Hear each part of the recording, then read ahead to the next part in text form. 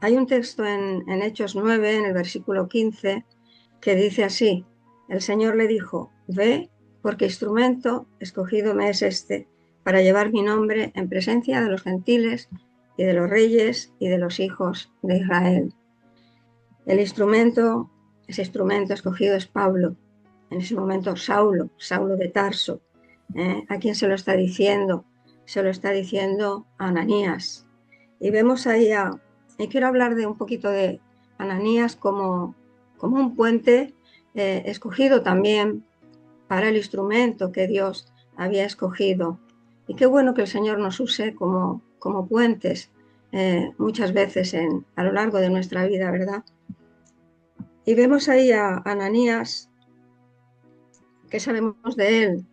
Dice que era un discípulo. En el versículo 10, un poquito más adelante, dice que era un discípulo. Y luego ya en el capítulo 22, no voy a leer más versículos porque no hay tiempo, en el capítulo 22, en el versículo 12, Pablo, hablando de él, dice que era un varón piadoso según la ley y que tenía buen testimonio. Estoy hablando de Ananías. Ahí Pablo estaba relatando su conversión.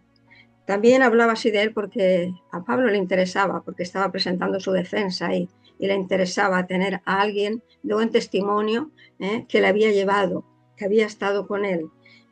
Entonces, vemos cómo Dios usa a Ananías para ese instrumento escogido. Además, vemos a Ananías también cómo Dios le usa para hacer el milagro, para que Saulo recobre la vista. Y me gusta cómo cuando llega Ananías ahí a la casa donde estaba Saulo, me gusta cómo le dice, hermano Saulo. Cuando había tenido sus recelos de ir, porque lo primero que le dijo a Dios fue, cuidado, ¿dónde me vas a enviar? Ten cuidado porque, a ver, Y sin embargo le dice, hermano Saulo, le habla con amor, con respeto. Y eso me hace ver un poco cómo tenemos que comportarnos con aquellos que no comparten nuestra fe. Siempre tenemos que ir con amor. Me habla mucho de los misioneros esto, la verdad, porque realmente es así, no se puede ir de otra manera. Con toda la gente, además, siempre con el amor de Cristo que Él ha puesto en nuestras vidas. De esa manera es como debemos de dirigirnos a los demás. Y hablando de puentes, también pensaba en Bernabé, otra persona que estuvo alrededor de la vida de Pablo. Y ahí lo vemos en Hechos 9:26, llevándole a los apóstoles. Vemos a Bernabé tomándole, lo trajo a los apóstoles, porque los apóstoles no querían acercarse, estaban reacios, tenían miedo, bueno, no era para menos, todo lo que había hecho, lo que estaba haciendo, persiguiendo a los cristianos y demás. Pero Bernabé fue valiente, él lo tomó y lo llevó a los apóstoles y les contó cómo Saulo había visto al Señor y quién era en ese momento. También le vemos ahí a Bernabé en el primer viaje misionero de Pablo, le vemos cómo le acompañó. También luego tuvieron sus cosas, pero ahí no vamos a entrar. Pero cómo Dios lo usó en su vida tanto a Bernabé.